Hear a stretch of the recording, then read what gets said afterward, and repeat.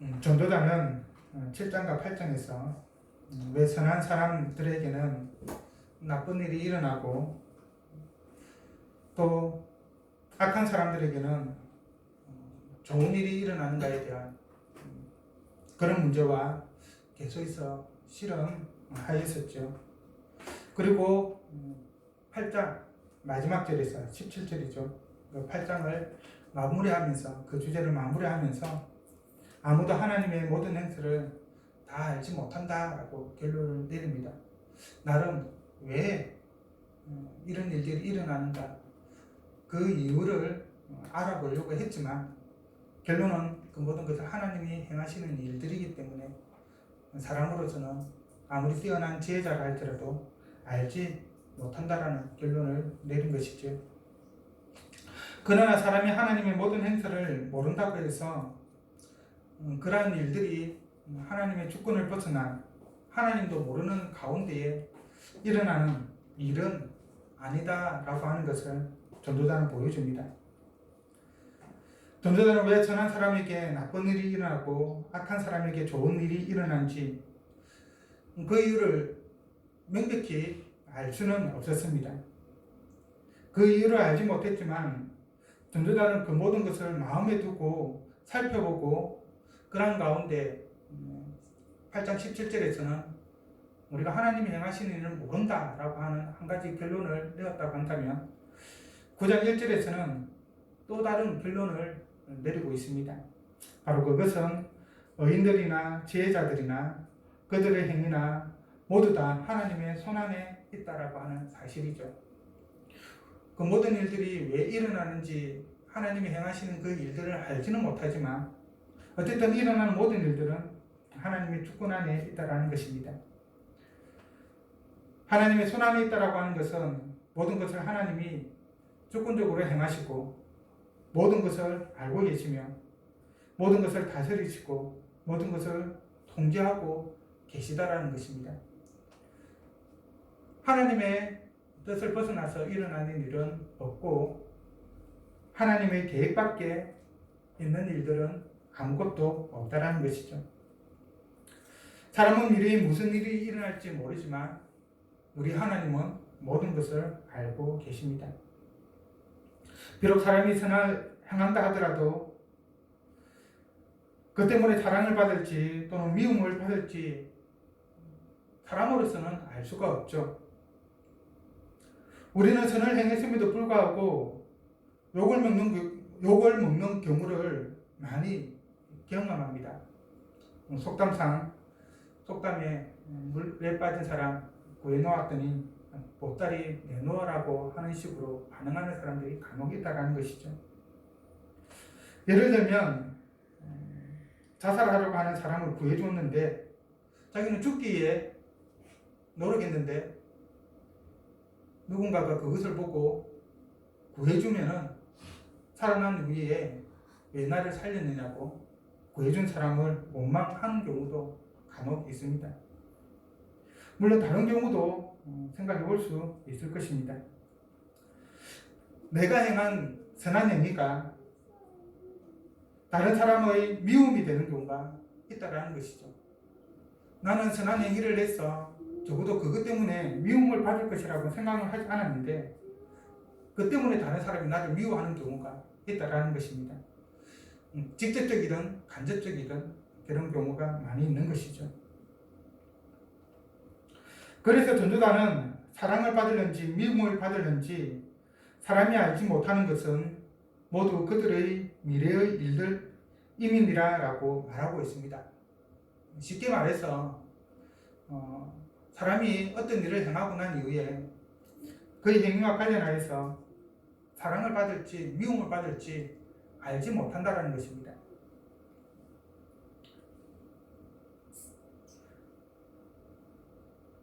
그리고 사람의 어떤 행위가 하나님의 사랑을 받을는지 아니면 미움을 받을는지 그것도 우리가 알 수 없다는 말이기도 합니다. 왜냐하면 악인의 형통함으로 하나님의 사랑을 받는 것처럼 보이는 때도 있고 의인의 고난을 받음으로 하나님의 미움을 받는 것처럼 보이는 때도 있기 때문입니다.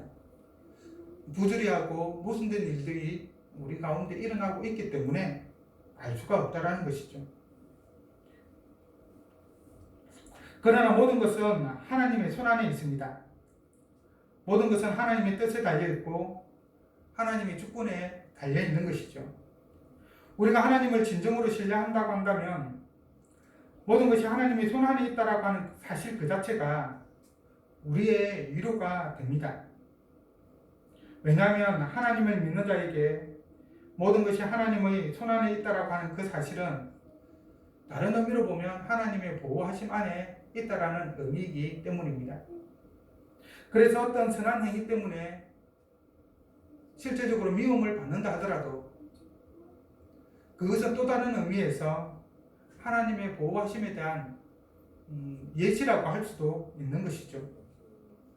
우리가 고통과 역경 가운데 있다 할지라도 우리가 하나님을 믿고 의지한다고 한다면 하나님께서 그 고난과 역경 가운데 있어도 결국은 좋은 길로 인도하시기 때문입니다. 한편 사랑을 받으려는지 미움을 받으려는지 사람은 알지 못하지만 사람이 알 수 있는 것 한 가지가 있습니다. 세상의 일들 가운데서 무슨 일이 일어날지 알지 못하지만 모든 사람들이 확실하게 알 수 있는 것, 그것은 모든 사람들이 죽는다라고 하는 사실입니다. 전도자는 2절에서 모든 사람에게 임하는 그 모든 것이 일반이다라고 말하고 있습니다. 그리고 3절 시작에서도 모든 사람의 결국은 일반이라고 말합니다. 이 두 말은 동일한 의미인데요. 우리 한글 개혁에서 개정 개혁에서 일반이라고 번역한 이 단어는 히브리어에서는 그 뜻을 풀이하면 어떤 한 가지 사건, 한 가지 운명이라고 하는 의미입니다. 모든 사람에게는 한 가지 운명이 정해져 있다. 한 가지 사건이 반드시 일어난다라고 하는 것입니다. 그것이 무엇일까요? 모든 사람에게 반드시 일어나는 일. 바로 그것은 죽음입니다. 죽음은 어느 누구도 피해갈 수가 없죠. 의인도 악인도 선한 자도 깨끗한 자도 깨끗하지 아니한 자도 제사를 드리는 자도 제사를 드리지 않는 자도 선인도 죄인도 맹세하는 자도 맹세하기를 두려워하는 자도 반드시 죽음을 맞이합니다. 예언은 없습니다. 내가 하나님을 잘 섬긴다고 해서 하나님을 열심히 예배한다고 해서 죽음을 맞이하지 않는 것은 아니죠. 물론 성경에는 에녹과 같이 또 엘리야와 같이 죽음을 보지 않고 들린 사람이 있지만 그것은 아주 특수한 경우이죠. 어느 누구도 이 죽음을 벗어나지는 못합니다. 그러면 왜 모든 사람은 죽어야만 하는 것일까요? 성경은 그것이 죄 때문이라고 우리에게 분명하게 말해주고 있죠. 그리고 이 죄의 문제를 해결하지 못하면 육신의 죽음 외에 또 다른 죽음을 맞이하게 됩니다.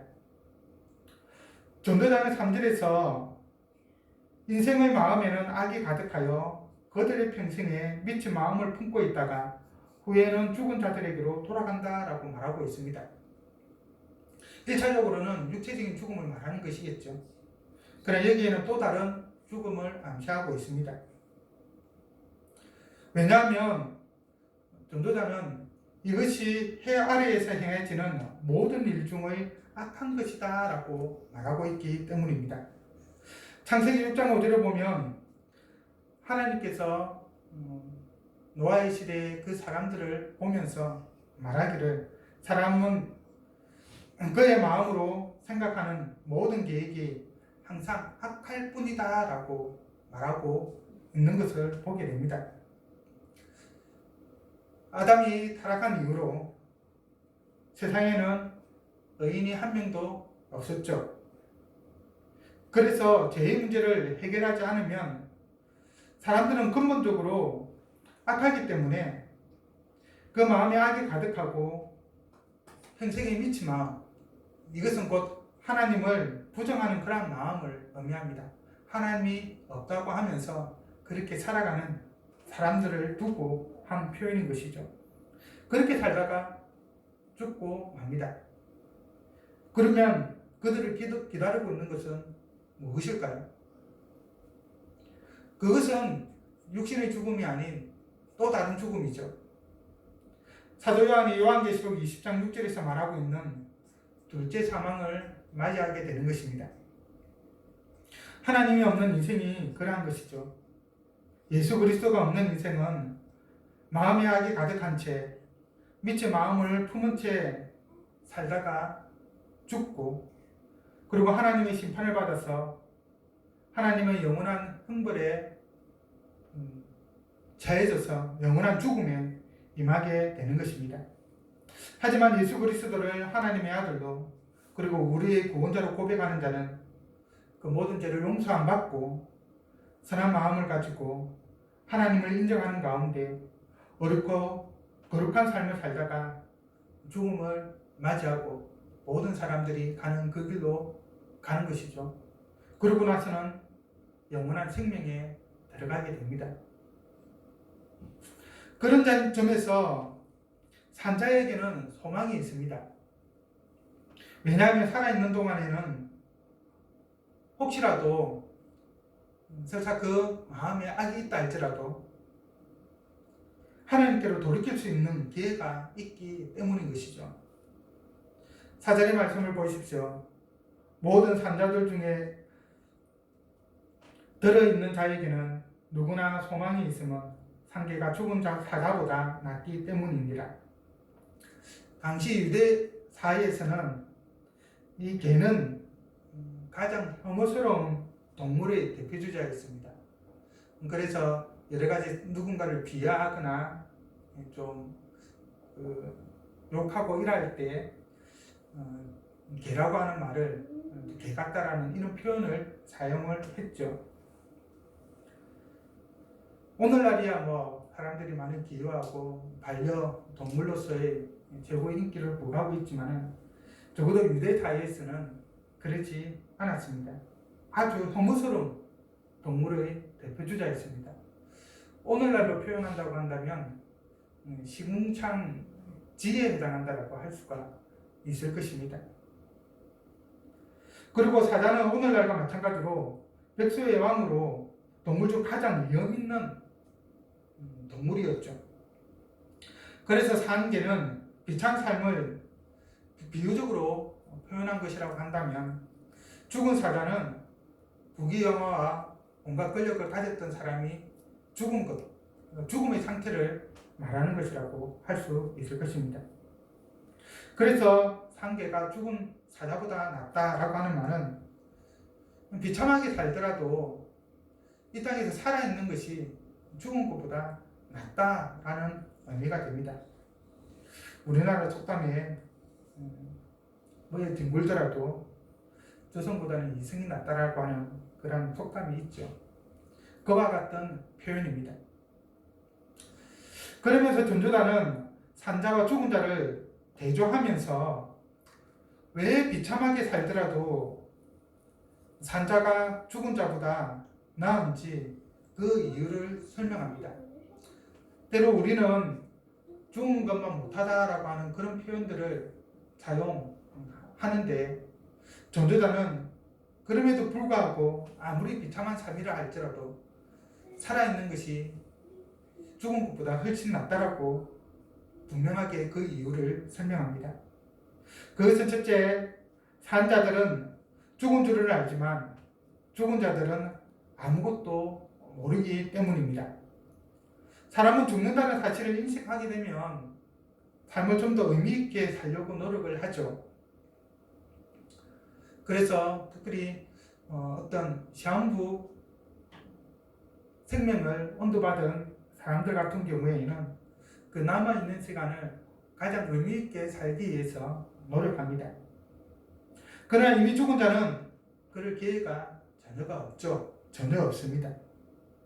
둘째로 죽은 자들은 그들의 이름이 잊어버린 바 되어 다시는 상을 받지 못하기 때문입니다. 죽은 자들은 이 땅에 더 이상 존재하지 않습니다. 살아있을 때의 그 영광은 이후에 어떤 기록이나 이런 것들을 통해서 남아있을지 모르겠지만 더 이상은 상을 받을 수가 없는 것이죠. 그들의 행위와 관련해서, 업적과 관련해서 얻을 수 있는 명성도 상도 없습니다. 그러나 살아있는 자는 자신이 어떻게 하느냐에 따라서 상을 받을 수 있는 기회가 주어지는 것이죠. 셋째로 죽은 자들은 사랑과 미움과 시기도 없어진 지 오래이고 따라서 그들에게 돌아갈 몫이 영원히 없기 때문입니다. 살아있는 사람에게는 감정이라는 것이 있어서 의지적으로 무언가를 할 수가 있습니다. 열정을 가지고 할 수가 있죠. 그러나 죽은 자들에게는 그런 것이 없습니다.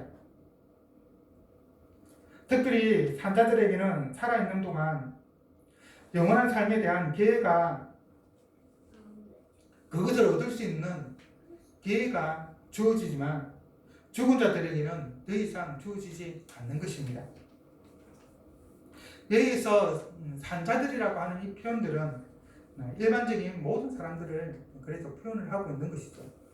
하나님을 믿든 하나님을 믿지 않든 상관없이 일반적인 의미에서 살아있는 자들입니다. 그리고 그 살아있는 자들 가운데에서 믿는 자들과 믿지 않는 자들이 있는데, 하나님을 믿지 않고 살아있는 자들에게는 이 땅 가운데에서 어느 정도 다시 하나님을 알 수 있는 기회가 주어지죠. 그러나 하나님을 알지 못하고 죽은 자들에게는 그런 기회가 두 번 다시 주어지지 않습니다. 산자들은 자기 승천을 통하여서 살아있는 동안에 자신의 제약된 삶에서 돌이켜서 하나님께로 돌이킬 수 있지만 이미 죽은 자는 그런 기회가 없는 것이죠. 그래서 말하기를 그에게는 영원한 몫이 없다라고 분명하게 말하고 있는 것입니다. 사랑하는 성도 여러분, 하나님께서 허락하신 이 땅에서의 삶의 기간만이 하나님 나라에 영원한 의미를 남길 수 있는 기회이고, 삶을 어떻게 살았는지가 영원한 하나님의 상을 결정하게 됩니다. 살아있는 것이 죽은 것보다 더 나은 이유가 바로 여기에 있는 것이죠. 죽은 자들은 더 이상 나아질 수도 없고 더 이상 하나님의 상을 보탤 수도 없고 바랄 수도 없는 상황입니다. 그러나 살아있는 자들에게는 그럴 기회가 주어지는 것이죠.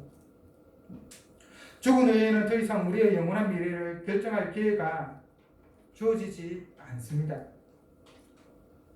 다시 돌이킬 수 있는 기회가 살아있는 자들에게만 주어지는 것이죠. 그런 점에서 우리에게는 아직 기회가 있고 소망이 있습니다. 왜냐하면 아직 살아있기 때문이죠. 둘째 사망이 아닌 영원한 삶을 얻기 위해 예수 그리스도를 믿는 가운데 어렵고 거룩한 삶을 살아나가기를 원합니다.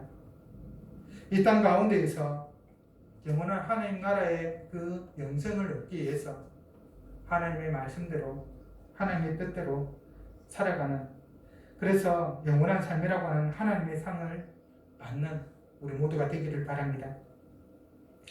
그러면 모든 사람이 맞이하는 죽음이라는 운명 앞에 우리는 어떻게 살아야 할까요?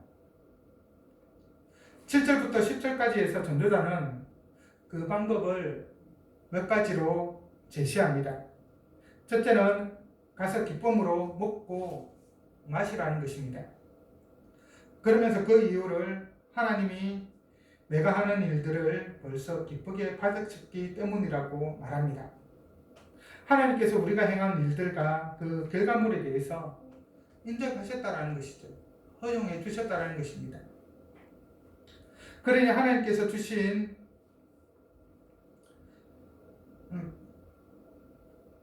선물로서 우리에게 주어진 것들을 기쁘게 받아서 누리라는 것이죠. 많은 사람들 가운데에서 금욕주의에 빠지는 사람들이 있죠. 이 음식은 되고 저 음식은 되지 않는다. 구약적인 그러한 사고방식으로 이야기하는 경우들이 많이 있습니다. 그러나 신학이 넘어오면서 이 부분에 대해서 사도 바울은 디모데전서 4장 3절과 5절에서 말하기를 금욕적인 삶에 대해서 분명하게 그것이 잘못되었다라고 말합니다. 물론 그런 삶을 소명으로 받은 자들에게는 또 그렇게 살아갈 수 있을 것입니다. 그러나 일반적인 의미에서 성경의 가르침은 모든 것이 선하기 때문에 감사함으로 받아야 한다는 것이죠. 그래서 디모데전서 4장 3절에서 5절에서 사도 바울은 이렇게 말합니다.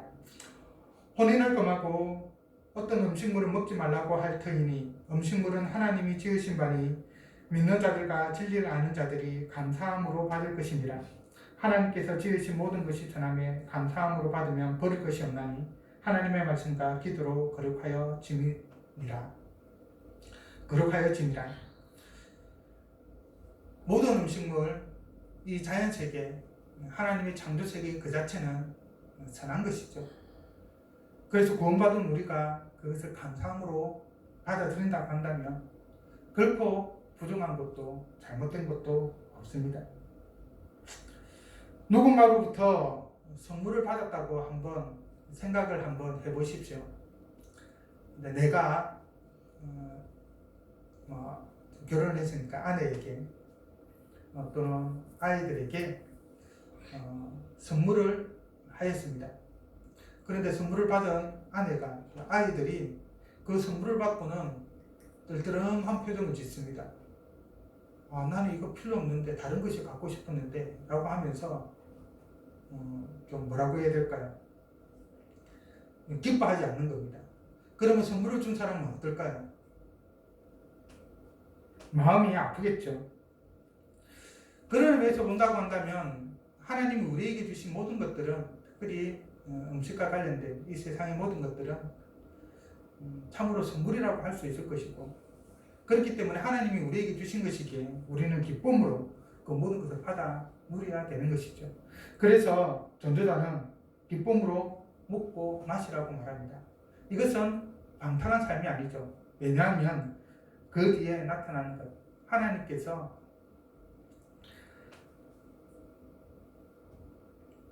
내가 하는 일들을 벌써 기쁘게 받으셨다라고 말하고 있기 때문입니다.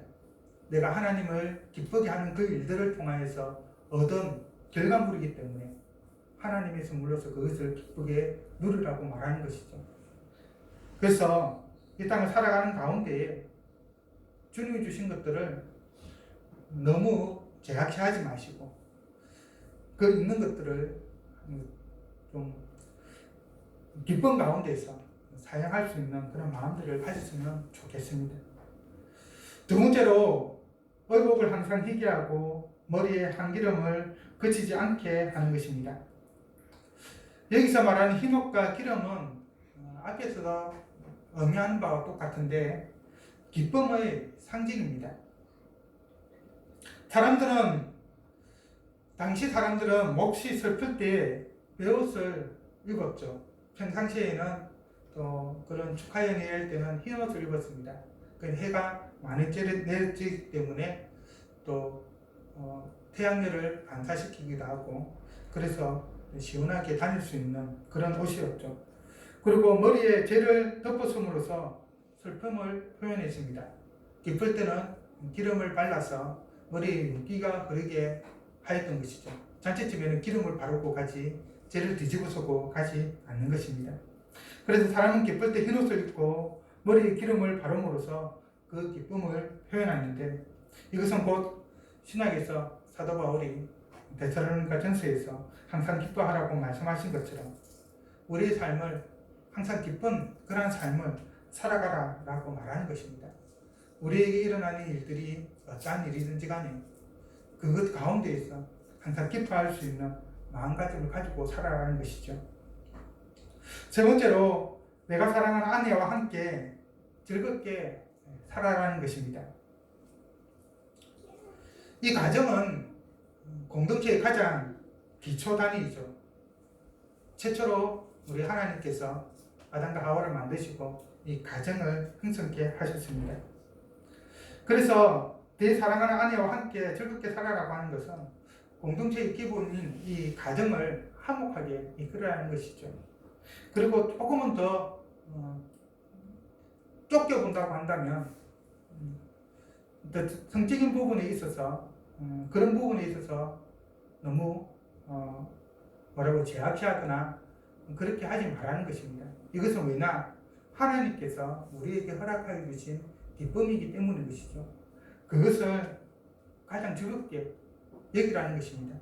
많은 경우에 그것을 때로는 수치스럽게 생각하고 부끄럽게 생각하고 그 많은 경우가 많았는데 그렇지 않다라는 것이죠. 우리의 인생은 짧습니다. 특히 전도자는 내 헛된 평생의 모든 날 또는 모든 헛된 날이라고 표현을 하는데 헛된 날 이렇게 하니까 좀 약간 부정적인 뉘앙스가 되는데 약간은 원어적인 의미로 한다고 한다면 헛된 날이라고 하는 표현보다는 짧은 날이다라고 하는 헛된을 짧은으로 고치는 것이 조금 문맥적으로 더 어울립니다. 우리의 인생은 짧기 때문에 그리고 또 결혼기간은 그 전체 인생 가운데 또 더 짧죠. 그렇기 때문에 그 인생을 즐겁게 살아가는 것입니다. 내게 주신 아내와 남편과 함께 기쁘게 살아가는 것이죠. 티격태격 싸우면서 사는 것이 아니라 이렇게 즐겁게 사는 것은 우리가 수고하여 얻는 우리의 몫입니다. 하나님이 우리에게 주신 몫인 것이죠. 하나님이 주신 좋은 선물을 누리는 것이 우리에게는 정말로 필요합니다. 그것이 창조세계에 처음 창조하실 때 하나님께서 주신 복이기도 하죠. 네 번째로 손이 일을 얻는 대로 힘을 다하여 하라는 것입니다. 이 말은 어떤 일이 기회가 주어졌을 때 최선을 다해서 그 일들을 감당하라는 것입니다. 왜 그렇습니까? 죽은 이후에는 어떠한 일도 어떠한 계획도 지식도 지혜도 더 이상 필요가 없기 때문입니다. 그래서 전도자는 서울에는 일도 계획도 지식도 지혜도 없다라고 말하죠. 그런 것이 필요가 없는 것이 죽음 이후의 삶인 것입니다. 우리가 무엇을 할 기회가 있다고 한다면 또 다른 의미로 한다면 얻는다라고 하는 이 표현은 찾는다라고 하는 의미도 들어가 있습니다. 그래서 가만히 있는 것이 아니라 우리가 어떤 일을 하기 위해서 그 일들을 찾아 나서야 하고 그리고 그러한 가운데 어떤 일을 얻게 되면 그 일을 최선을 다해서 또 감당해야 된다라고 말하고 있는 것이죠. 왜냐하면 그 모든 것이 하나님이 우리에게 허락하여 주신 일들이기 때문입니다. 물론 여기에는 악한 일은 빠져 있겠죠.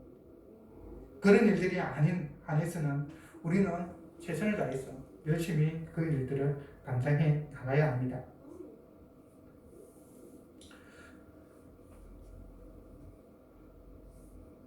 그렇지만 인생을 즐겁게만 살 수는 없습니다. 전도자는 주어진 이 인생을 최선을 다해서 살아가면서 인생을 즐기라고 누리라고 말하고 있지만 실제 우리의 인생은 반드시 그런 것만은 아니죠. 그 이유가 무엇입니까?